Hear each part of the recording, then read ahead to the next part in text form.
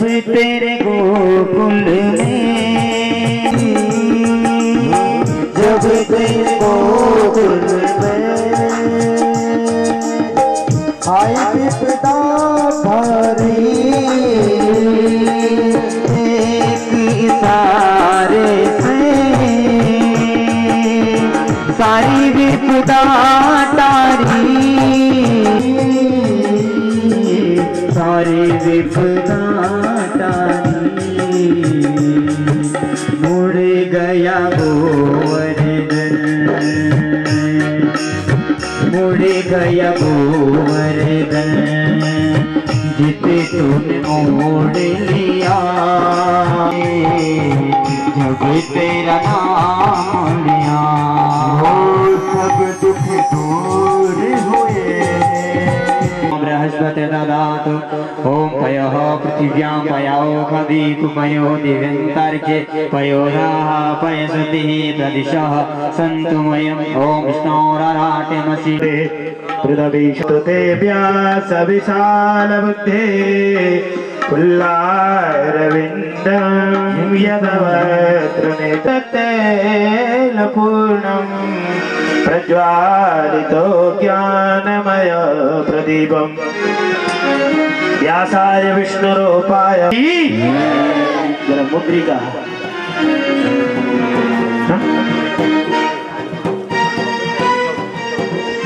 जगदिदाय कृष्णाय गोविंदाय नमो नमः।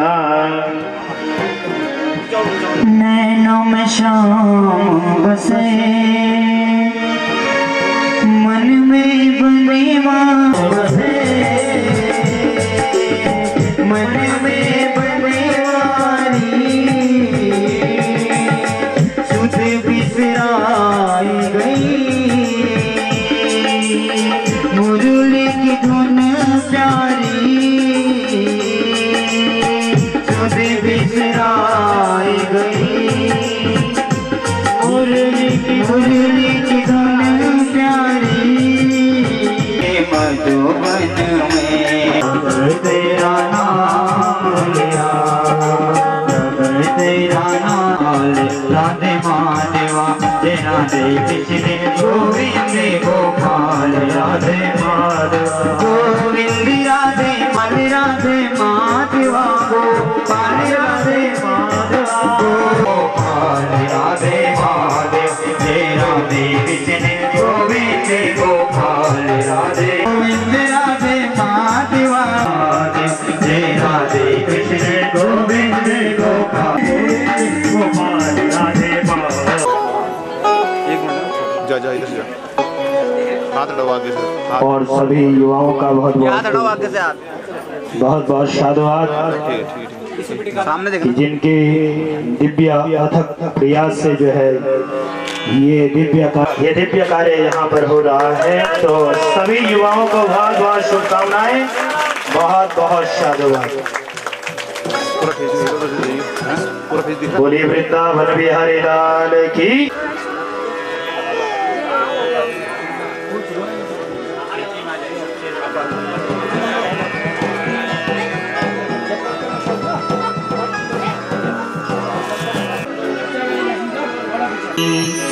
अंगानि विष्णुरतता जनानां पादोदकं यानि भजन्ति नित्यं पादोदकं यानि भजन्ति नित्यं। गंगा मैया की, बद्री विशाल भगवान की, नाग देवता महाराज की, सुरकंडा मैया की, नगीला देवता की, मित्र देवताओं की, सर्व समाज की, चामासारी ग्राम की। नमः पार्वती पतये हर हर महादेव। केशवा मधुसूदना केशवा माधवा हे देवा मधुसूदना हे देवा मधुसूदना देवा मधुआ, हे देवा मधुसूदना, हे शिवा माधवा, हे देवा मधुसूदना। लोग तालियों से सेवा करते हैं बड़े भाव से। हरि ओम।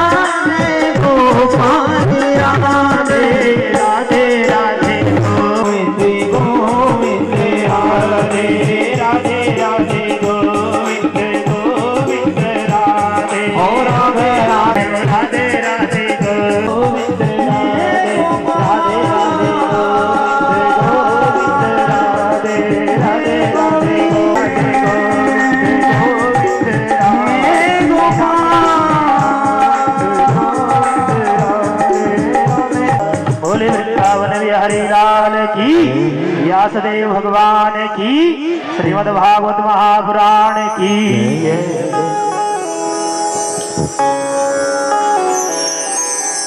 करके क्योंकि भगवान की रसमयी कथा रूपी जो धन आपको प्राप्त हो रहा है, कोई इस धन को चोरी न कर ले। कोई धन को छीन न ले, इस भाव से आपको कथा को श्रवण करना चाहिए। क्योंकि कथा में इन 7 दिनों में जो कथा आपने श्रवण करनी है, उस कथा में एक एक पल, एक एक घड़ी बड़ी महत्वपूर्ण है। ये कोई साधारण कथा नहीं है। श्रीमद् भागवत महापुराण ज्ञान यज्ञ है, जो बड़े पुण्य के बाद कई हजारों वर्षों में पुण्य करने के पश्चात जिस कथा को श्रवण करने का ऋषिवर को सुनाया, सनक सनंदन सनातन सनत कुमार को,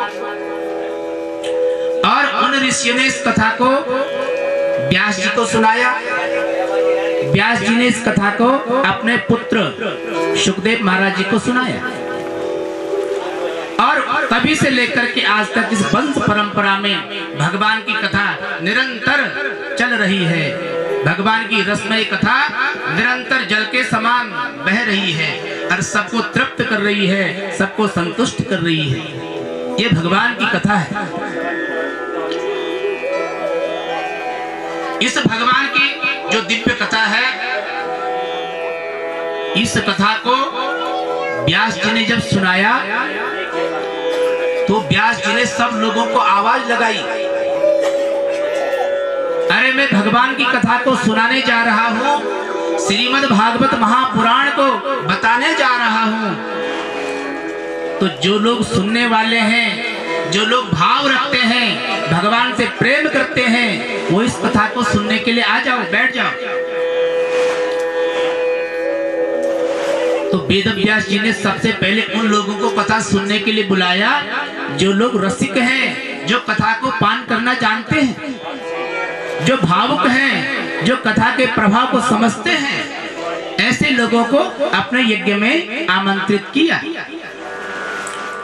जो भाव वाले लोग घोर पापी कहलाता है, इसलिए व्यासपीठ पर और जो कथा के ब्राह्मण है वो ब्राह्मण ही होने चाहिए, कर्मकांडी होने चाहिए, विद्वान ब्राह्मणों को नियुक्त करना चाहिए।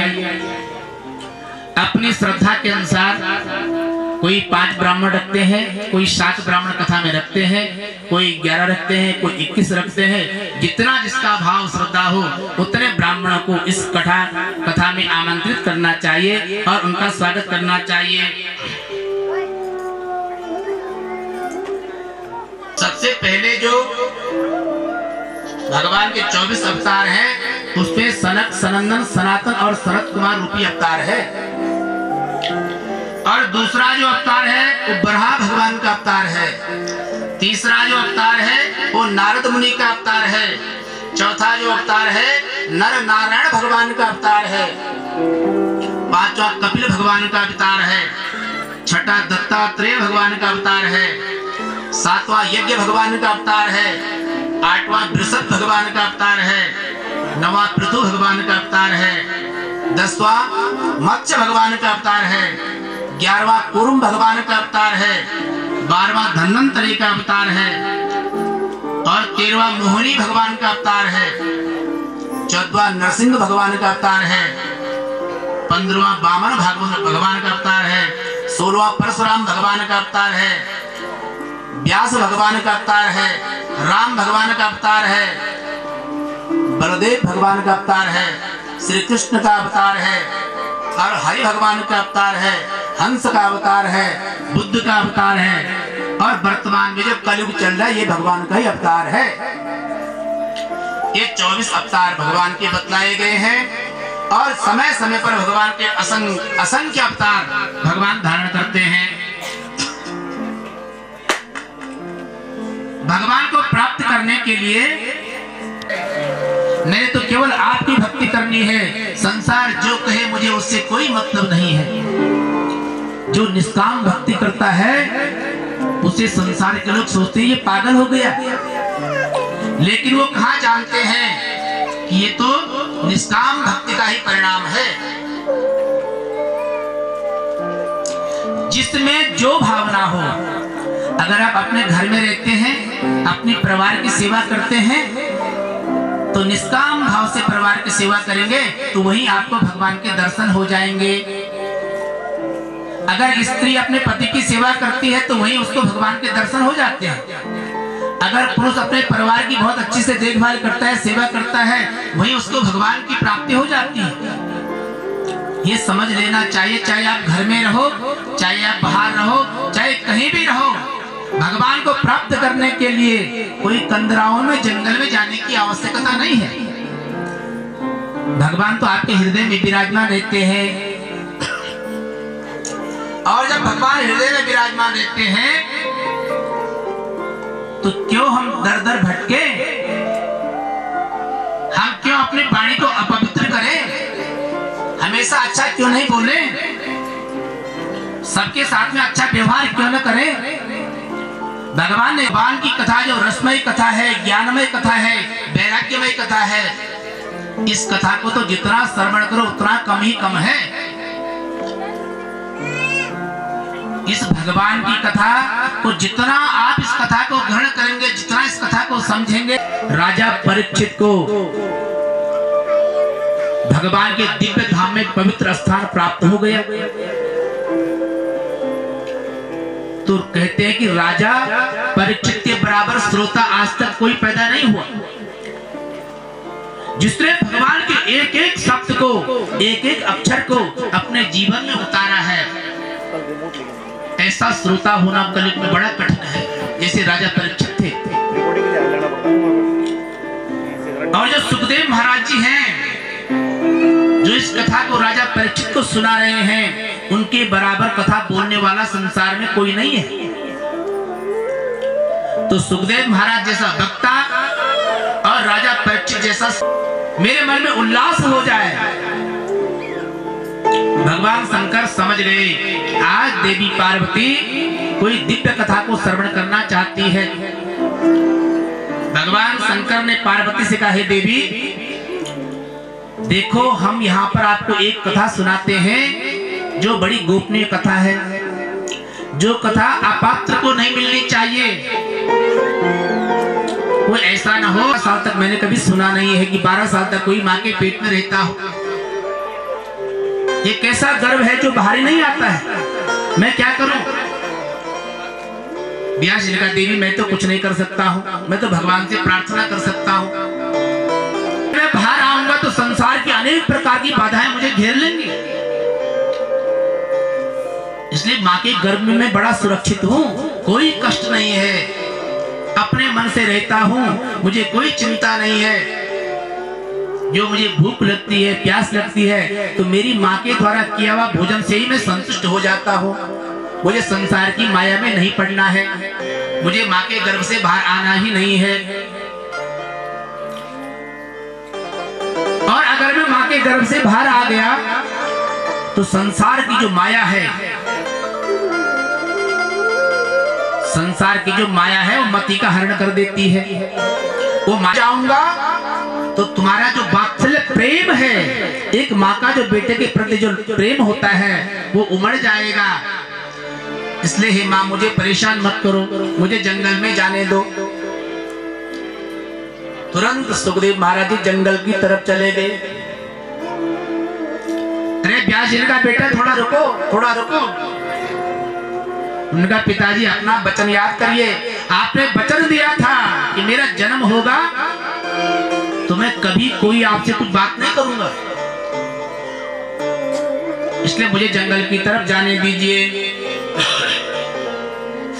और आगे चल करके सुखदेव महाराज जंगल में गए, घोर जंगल में, जहां पर एक कंदरा थी, एक गुफा थी। उस गुफा में जा करके, और भगवान आप कितने कृपालु हैं, लेकिन हे प्रभु आप मेरे भाव को क्यों नहीं समझ रहे हैं। जब ऐसा श्लोक उस कंदरा में बैठे हुए सुखदेव महाराज जी के कानों में पड़ा,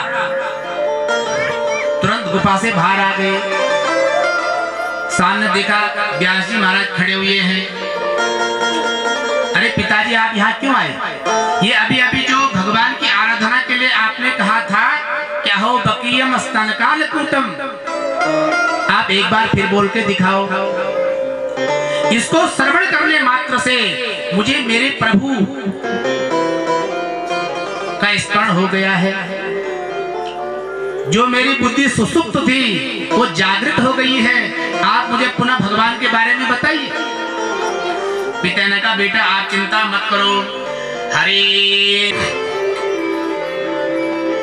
जंगली जीव उनके शवों को नोच नोच करके खा रहे हैं। बड़ा डरावना दृश्य उस कुरुक्षेत्र का है। उसी कुरुक्षेत्र में जो कौरव वंश का सबसे अंतिम वध महाभारत में दुर्योधन का हुआ। जब अंतिम युद्ध हो रहा था तो भीमसेन ने अपनी गदा से उस दुर्योधन की जंघा पे प्रहार किया, उसकी जंघा टूट गई। वो बिलखता हुआ रोता हुआ वहीं पर गिर पड़ा, चिल्ला रहा है, रो रहा है। आसमान से चील है, कौवे हैं, सियार हैं, उसके पास जाते हैं उसको नोचने के लिए। वो जब तक उसके शरीर पे थोड़ा प्राण था तो उनको अपने हाथों से इधर उधर भगाता, लेकिन वो फिर घूम घाम के वहीं पर कितनी बड़ी तुम्हारी विशाल सेना थी, कितने लोग तुम्हारी सेवा में उपस्थित रहते थे। तुम्हारा वो दिव्य वैभव मैंने अपनी आंखों से देखा है, अपने कानों से तुम्हारे वंश की ख्याति को मैंने सुना है। और आज मुझे बड़ा दुख हो रहा है, इतना कष्टकारी जीवन तुम व्यतीत कर रहे हो। लेकिन मित्र तुम चिंता मत करो, अभी मैं जिंदा हूं, अभी मेरी बाजू में शक्ति है। कौवा बैठा हुआ है और उसी वृक्ष में उल्लू भी बैठे हुए हैं। अश्वत्थामा ने देखा ये सारे उल्लू मिल करके एक कौवे का वध कर रहे हैं। अश्वत्थामा को तुरंत ज्ञान हो गया। देखो जैसे ये कौवे सब मिल करके दिन में उल्लू का वध करते हैं और रात्रि में वही उल्लू कौवे का वध कर देता है, ये तो बड़ा ज्ञान का विषय है। और आज मैं रात्रि में पांडवों को समाप्त करने के लिए जा रहा हूं, तो मुझे इसी उल्लू से ज्ञान प्राप्त हो गया है। जैसे कौरव का वध इन पांडवों ने दिन में सबका वध कर की तरह लगता था, अर्जुन का पुत्र अर्जुन की तरह लगता, युधिष्ठिर का पुत्र युधिष्ठिर की तरह लगता, नकुल सहदेव के पुत्र अपने पिता की तरह लगते। ऐसा प्रतीत होता था ये तो साक्षात 5 पांडव हैं। उन्होंने सोचा पांडवों ने कि इन पुत्रों का वहां पर क्या काम, ये तो छोटे बच्चे हैं, इनको यहीं पर सुला देते हैं। पांचों को एक भवन में सुला दिया और पांचों पांडव वहां से भगवान श्री कृष्ण के साथ में वार्ता करने के लिए एक दूसरे भवन में चले गए। अश्वत्थामा क्रोध से तीक्ष्ण तलवार लेके जैसे ही पांडवों के भवन में प्रविष्ट हुआ, उसने अंधेरे में देखा, अरे यही 5 पांडव यहाँ सोए हुए हैं, ये तो बड़ा अच्छा सुअवसर है।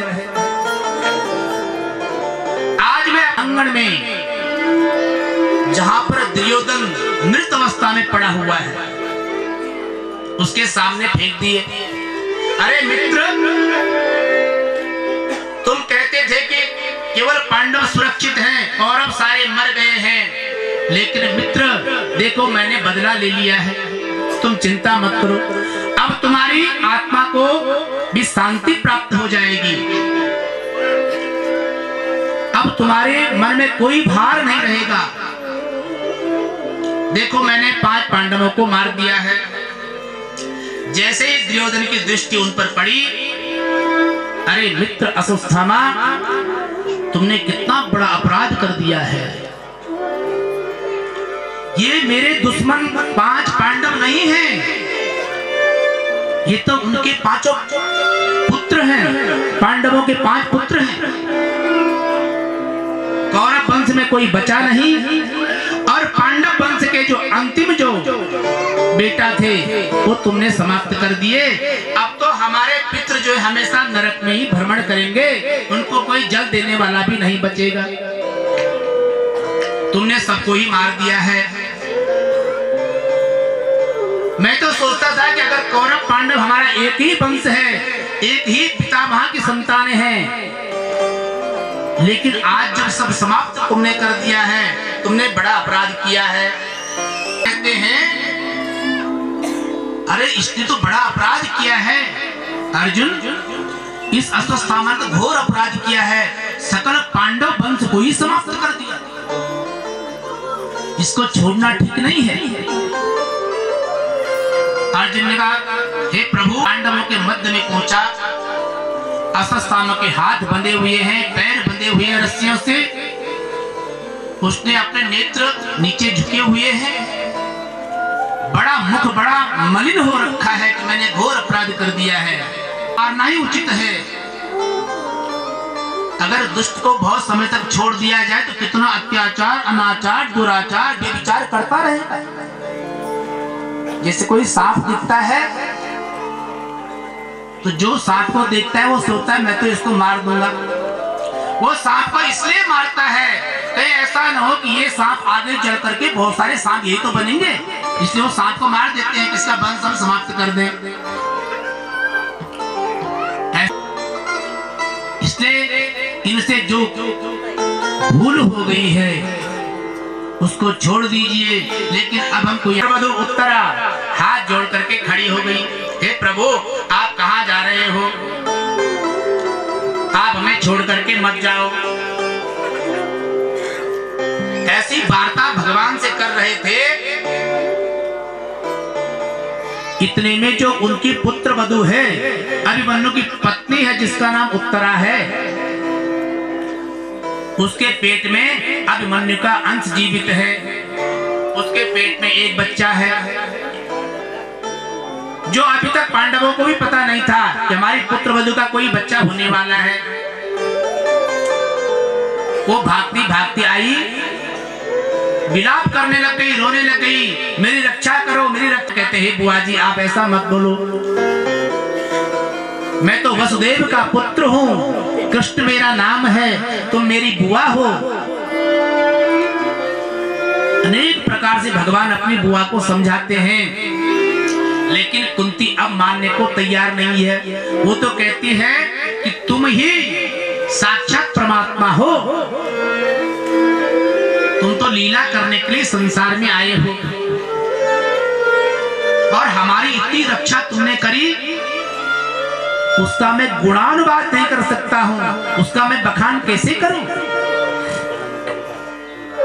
हाथ जोड़ करके भगवान की स्तुति। श्री कृष्ण गोविंद हरे मुरारे, हे नाथ नारायण वासुदेवा। गोविंद हरे मुरारे, हे नारायण वासुदेवा। हे भद्री नारायण वासुदेवा, हे भद्री नारायण वासुदेवा। श्री कृष्ण गोविंद हरे मुरारे, हे नाथ नारायण वासुदेवा। हरे हरे मुरारे, हे नाथ नारायण वासुदेवा। श्री राधे।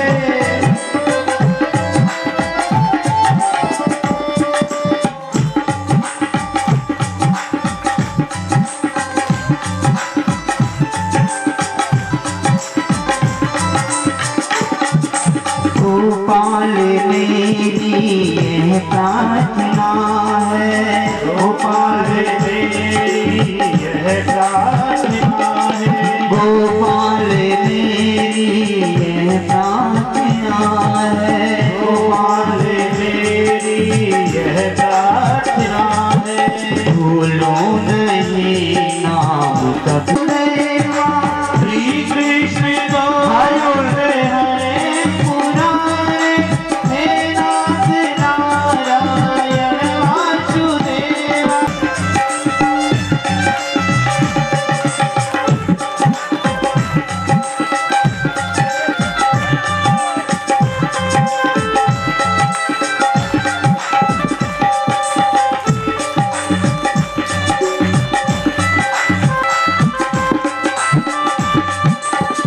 देहात काले तुम सामने हो, देहात काले तुम सामने हो, देहात काले तुम सामने हो।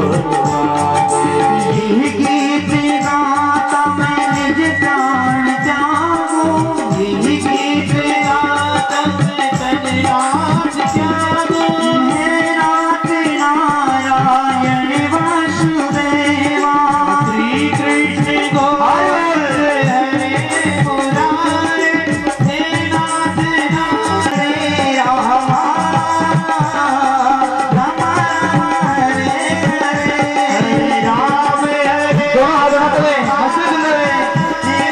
राम हरे हरे, हरे कृष्ण हरे कृष्ण,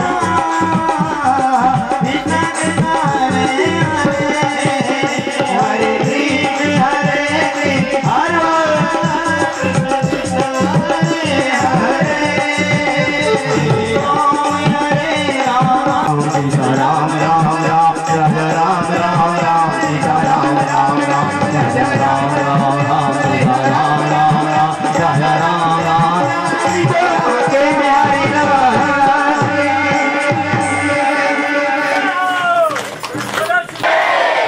व्यासी महाराज की सभी लोग बैठ जाएं। सभी सज्जन महापुरुषों निवेदन है कि आप कृपया शांति से और अपने अपने और बड़े बड़े ऋषि मुनियों को कहा, महाराज जी आप हमारे घर आइए, हमारे घर में बेटे ने जन्म लिया है, इसका नामकरण जातकर्म संस्कार करना है। बड़े बड़े विद्वान ऋषिवर पुरोहित सब वहां पर पहुंचे और उन्होंने वहां पर परीक्षित का नामकरण जातकर्म किया और कहा, महाराज जी ये जो पुत्र है ये बड़ा विद्वान होगा, बड़ा ज्ञानी होगा, बड़ा सत्कर्मी होगा, सबका आदर करने वाला होगा। और अब कहने लग गया। राजा परीक्षित घर आए। सुबह जब राजा परीक्षित उठे, अपने राजमहल में घूम रहे थे। एक राजमहल में बड़ा पुराना संदूक रखा हुआ था और उस राजमहल के पुराने बक्से में, उस संदूक में एक मुकुट रखा हुआ था, जो मुकुट पांडवों ने बाणासुर से छीन करके रखा हुआ था। बाणासुर का शरीर बड़ा विशाल था, बहुत बड़ा उसका सिर था, बड़ा लंबा चौड़ा वो इंसान था बाणासुर। इतना बड़ा मुकुट उसके सिर में था। अर्जुन ने बाणासुर को हरा करके उसके सिर में जो मुकुट था उसको जल को निकाला, उस जल को अभिमंत्रित किया और कहा कि जिसने मेरे पिता के गले में ये मरा हुआ सर्प डाला हो। गंगा किनारे पर बैठ गए और वहीं पर भगवान का भजन करने लग गए।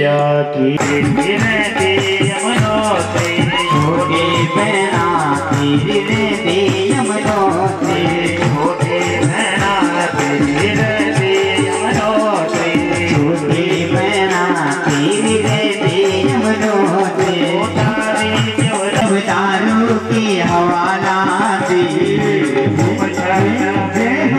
अपनी माँ तुम जान मेरी अपनी माँ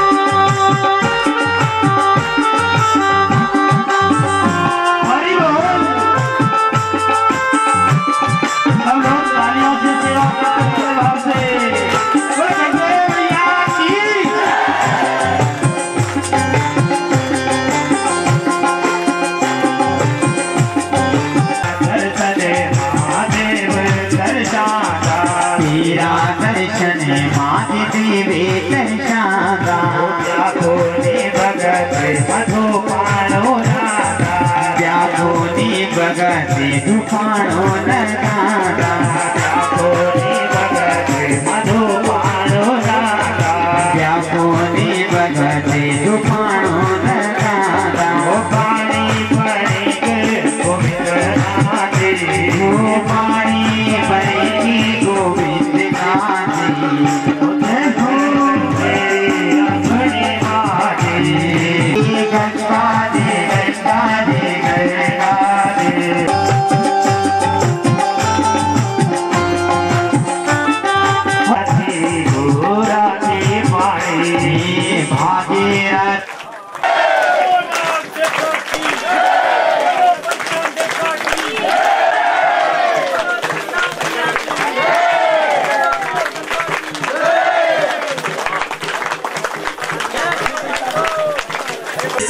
आह्वान किया तो भगवान आपके हृदय में विराजमान हो जाएंगे। तो एक घड़ी आधी घड़ी में ही रहता है। भगवान की सेवा में रहने का मतलब ये नहीं कि आपने घर बार सब कुछ छोड़ दिया, घर के कार्य भी करता है लेकिन सद्बुद्धि रहती है, मति अच्छी रहती है, बुद्धि अच्छी रहती है, ज्ञान हो जाता है। ये पाप कर्म ऐसे करके कोई फायदा नहीं। संसार में जीव कुछ समय के लिए आया है तो क्यों ना सत्कर्म किया जाए, क्यों ना अच्छा कर्म किया जाए। जब भगवान के पास जीव जाएगा, जब भगवान के पास जाओगे तो भगवान से क्या कहोगे कि मैं लड़ाई करके आया हूँ, चोरी करके आया हूँ, झूठ बोल करके आया हूँ। भगवान ने इस शरीर को इतना सुंदर बनाया है पुण्य करने के लिए, धर्म कर्म करने के लिए, दान देने के लिए, यज्ञ करने के लिए शरीर को यहाँ पर भेजा है। इतना सुंदर शरीर जब यहाँ पर आया है इस मृत्यु लोक में, क्यों ना उस शरीर का सदुपयोग किया जाए। सुखदेव कहते हैं राजन का जन्म इसी आगे चल के इसी वंश में होता है, और करदम की जो कन्या है उनका विवाह भी होता है अनेक ऋषियों के साथ में। ये बड़ी कथा है। राम की सभी भक्तों की जय जय श्री राधे, जय जय श्री राधे। से आशीर्वाद ग्रहण करें। इसी क्रम में श्रीमती ज्ञानो देवी रमोला, ज्ञानो देवी रमोला धर्म पत्नी स्वर्गीय श्री बाणू सिंह देवी मेलवान, धर्म पत्नी स्वर्गीय श्री कन्हैया सिंह मेलवान, श्रीमती सवारी देवी मेलवान। यदि मेरी आप कल यहाँ पर जो है युवाओं का एक संकल्प था कि हम भी अपने आशीर्वाद ग्रहण करें, आकर के परम पूज्य वेदव्यास भगवान जी से आशीर्वाद ग्रहण करें। बहुत सुंदर कार्यक्रम यहाँ के युवाओं ने जो है बधाई के पात्र हैं। एक बार बड़े जोरदार तालियों से जो है स्वागत करेंगे सज्जनों। तन मन धन से जो यहाँ पर मेलवान प्रथम जो बड़े हैं, क्योंकि दो सुरेश मेलवान हैं, तो जो बड़े हैं सुरेश सिंह मेलवान जी, श्री नरेश सिंह मेलवान, श्री सोहन सिंह जवाड़ी, सोहन सिंह जवाड़ी जी और श्री गजेंद्र सिंह मेलवान जी। इसी क्रम में श्री रणवीर सिंह मेलवान। जैसे जैसे आपके नाम आ रहे हैं फटाफट आकर के वेदव्यास जी से आशीर्वाद ग्रहण करते जाएं। और बहुत सुंदर यहाँ पर सभी युवाओं को प्रोत्साहन देने के लिए परम पूज्य वेदव्यास जी से आशीर्वाद और दिव्य खट्टीय वस्त्र, उपवस्त्र जिसे कहते हैं, उसको जो है समर्पित किया जा रहा है। दुशाला ओढ़ करके दुपट्टा जो है उनको भेंट किया। सिंह मेलवान जी द्वितीय जो छोटे हैं, एक मिनट राकेश सिंह मेलवान जी, राकेश सिंह मेलवान। इसी क्रम में श्री राजेंद्र सिंह मेलवान, राजेंद्र सिंह मेलवान, श्री गंभीर सिंह मेलवान, श्री शोभन सिंह मेलवान ग्रहण करें। श्री दिनेश सिंह मेलवान प्रथम जो बड़े हैं, श्री सामने देखना है, नहीं दीवान सिंह सामने मिल जाओ। महेंद्र सिंह मेलवान, श्री महेंद्र सिंह मेलवान, श्री रूजी ये सामने श्री मुकेश रमोला जी, बहुत सुंदर। आप जल्दी जल्दी थोड़ा सा आगे बढ़े 1 मिनट है। और परम पूज्य वेदव्यास जी से आशीर्वाद ग्रहण करें जैसे जैसे आपका नाम आ रहा है। श्री देवान सिंह मेलवान जी, श्री शोभन सिंह रमोला, श्री प्रमोद रमोला जी, श्री संदीप मेलवान जी, सामने देखना जी। श्री महावीर रमोला जी, आते जाइए। बहुत बहुत सुंदर। आप सभी माताओं से निवेदन है कि तालियों से आप उनका स्वागत करें। श्री सुरेश सिंह मेलवान जी जो द्वितीय हैं, सेकंड कमल सिंह रमोला, जयवीर सिंह रमोला छोटे वाले, टीकम सिंह रमोला जी, श्री रविंदर सिंह मेलवान, जाओ भाई एक और जाओ। श्री मोहर सिंह मेलवान, श्री विजेंद्र सिंह मेलवान। आप सब आइए और फटाफट जो है परम पूज्य वेदव्यास जी से आशीर्वाद ग्रहण करें। सभी का नाम सामने देखना जी। वही रणबाजी थोड़ी देर देखो वहीं से। श्री रघुवीर सिंह मेलवान जी। इसमें अगर किसी का नाम ना आया हो तो वो जो है कल की दिव्य कथा के बाद जो है उनको सम्मानित किया जाएगा। तो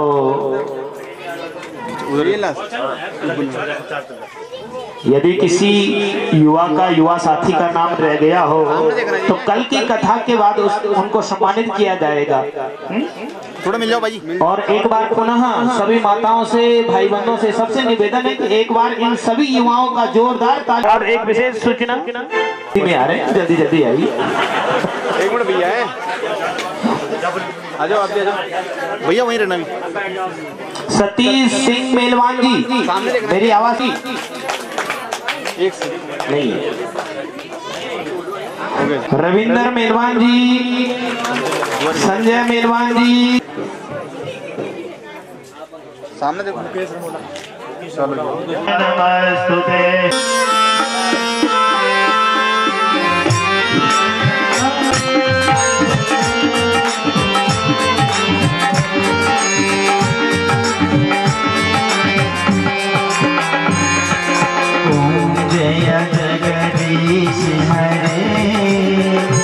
जय दीनानाथ हरे, भक्त जनों के संकट, दास जनों के संकट, शिवाना दूर करे। ओम जया जगदीश हरे, जो धावे सुख संपत्ति घर आवे, धन संपत्ति घर आवे, कष्ट बिगे तन का। ओम जया जगदीश में किसकी, तुम बिना और न दूजा, प्रभु बिना और न दूजा, आश करूं मैं दिशा की। ओम जया मातिमा तुम अंतर्यामी, स्वामी तुम अंतर्यामी, पिता जगदीश्वर तुम सबके स्वामी। ओम जय दीनानाथ हरे, तुम करुणा के सागर, तुम पालन करता, स्वामी तुम रक्षा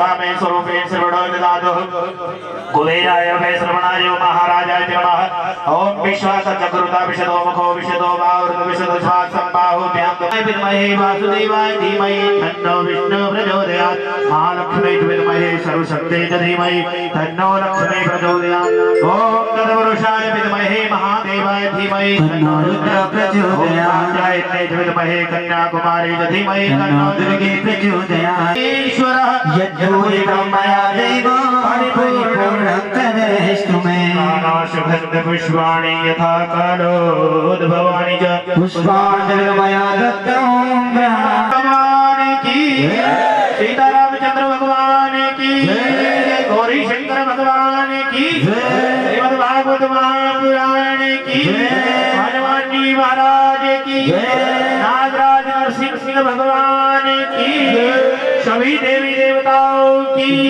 सुरकंडा मैया की मित्र देवताओं की धर्म की अधर्म का प्राणियों में विश्व का कल्याण गौ माता की सेवा